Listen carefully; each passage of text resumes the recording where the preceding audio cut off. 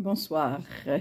Et je commence la brève de cette soirée de Boucham Mufti Z by Comment Coach sur les actions de communication qui se mènent actuellement, que ce soit en Turquie, que ce soit en Syrie, que ce soit à travers le monde entier, sur la crise déclenchée par les deux séismes qui ont eu lieu la semaine dernière, aussi bien en Turquie qu'en Syrie. Et la coïncidence a fait que je viens d'animer il y a à peu près un mois, d'animer un séminaire sur la communication pendant la période de crise. Il y a quelques règles à respecter. Ce qu'on a constaté, c'est que, surtout au niveau de la Turquie, il y a beaucoup d'informations, une abondance d'informations qui nuit à l'information. Il y a tellement d'informations qu'on risque de tomber dans la désinformation, même en Syrie, mais je vais m'arrêter à l'exemple de la Turquie. Il y a tellement d'informations, une abondance qu'on risque de nuire à l'information et aussi de nuire à l'image du pays, à l'image du gouvernement, à l'image des personnes qui sont à la tête de ce pays. Donc, en matière de gestion de crise, il y a quelques règles à respecter et c'est des règles très importantes et qui sont normalement,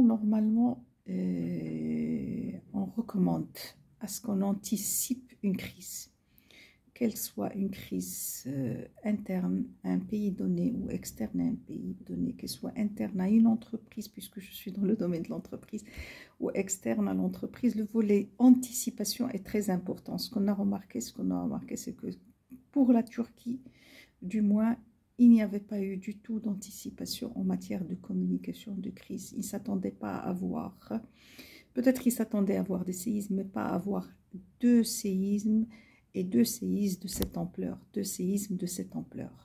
Donc, il y a le volet anticipation qui permet de quoi? Qui permet de maintenir l'image du pays tel qu'il est, qui permet de maintenir la réputation d'un pays et qui permet de capitaliser sur l'être humain de ce pays.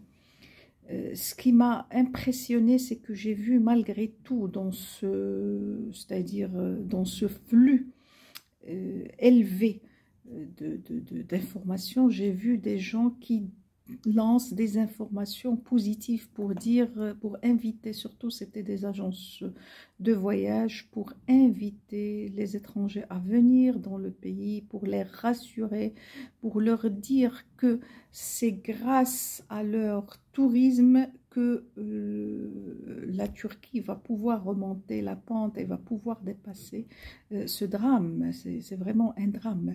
Donc, l'idée, c'est quoi? L'idée, c'est que obligatoirement, si on n'anticipe pas, il faut absolument contrôler ce flux d'informations. Il faut absolument qu'il y ait une veille communicationnelle pendant cette période pour pouvoir maintenir cette image positive de ce pays, maintenir la réputation positive de ce pays.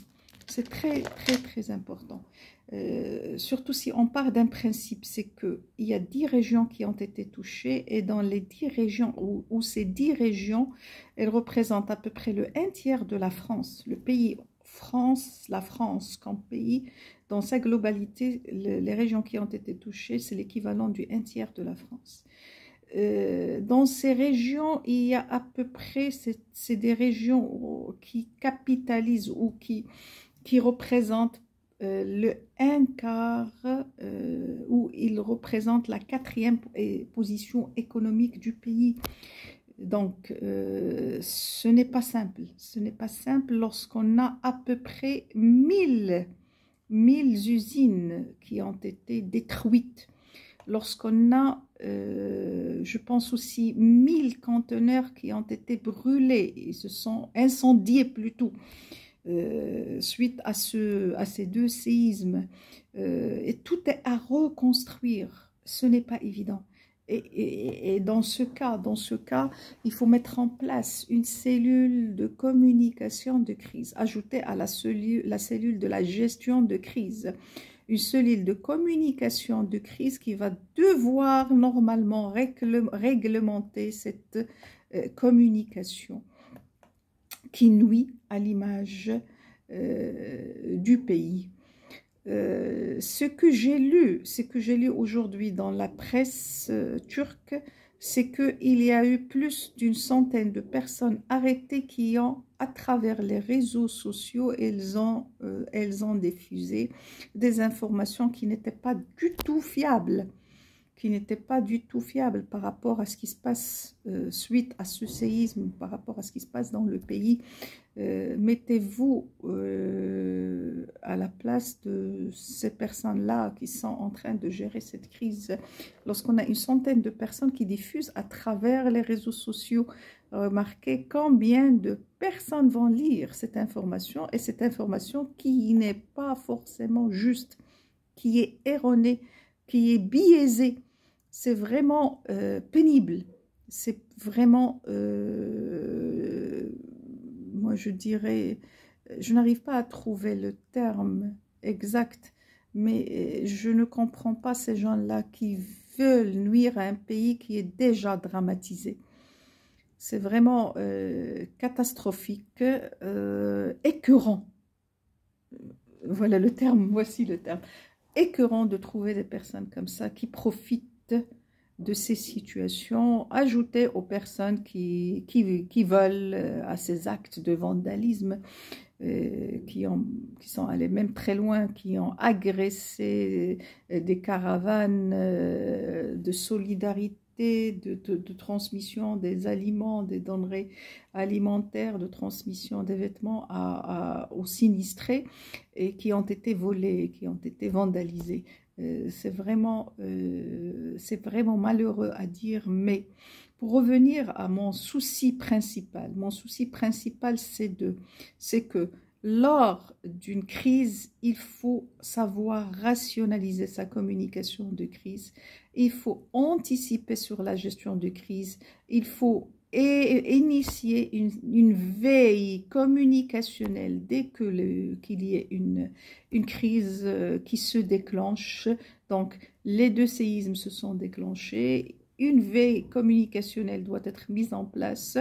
Il faut faire aussi l'évaluation de cette veille communicationnelle, des différentes informations qui circulent sur les réseaux sociaux, dans les journaux, à travers les différents supports de communication, télé, radio, etc. Il faut évaluer ça pour pouvoir mettre en place un plan de communication de crise à proprement parler, concevoir un plan de communication à proprement parler, et éventuellement par la suite pouvoir voir comment il faut sortir de cette crise. La crise n'est pas simple.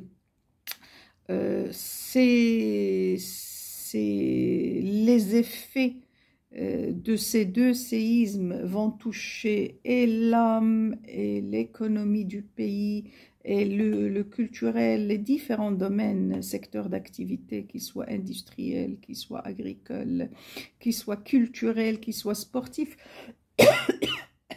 Il y a même des sportifs qui ont décédé. Il y a, je ne me rappelle pas du pays, mais il y a toute une équipe de volleyball qui était venue pour jouer, et ils ont décédé d'un autre pays. Ils sont venus dans cette zone sinistrée. Ces 10 régions sinistrées, ils ont décédé par le séisme.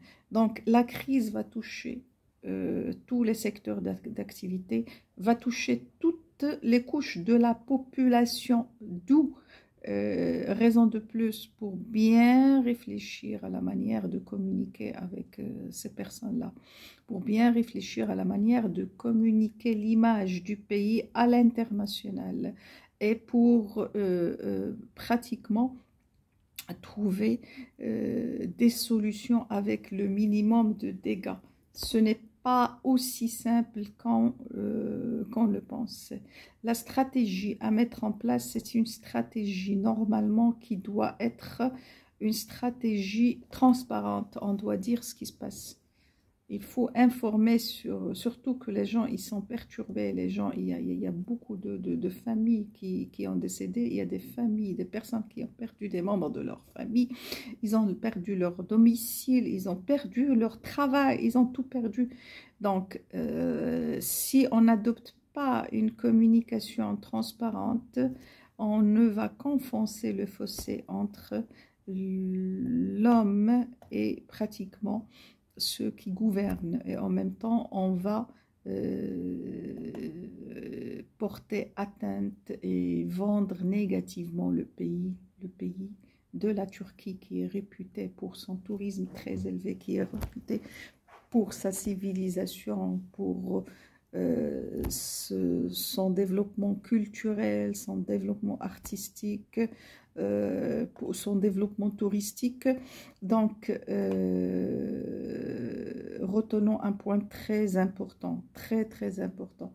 La manière de communiquer, les gens qui sont sur les réseaux, avant de faire passer quoi que ce soit, il faut bien lire le message, il faut bien le structurer, il faut vraiment qu'il soit clair, précis et concis, et il faut surtout que ce message puisse défendre l'image de ce pays sinistré.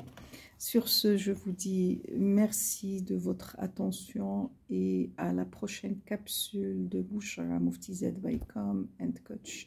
N'hésitez pas de commenter, n'hésitez pas de liker, n'hésitez pas de disliker s'il le faut, et n'hésitez pas de me suivre sur les différents réseaux commerciaux, réseaux sociaux.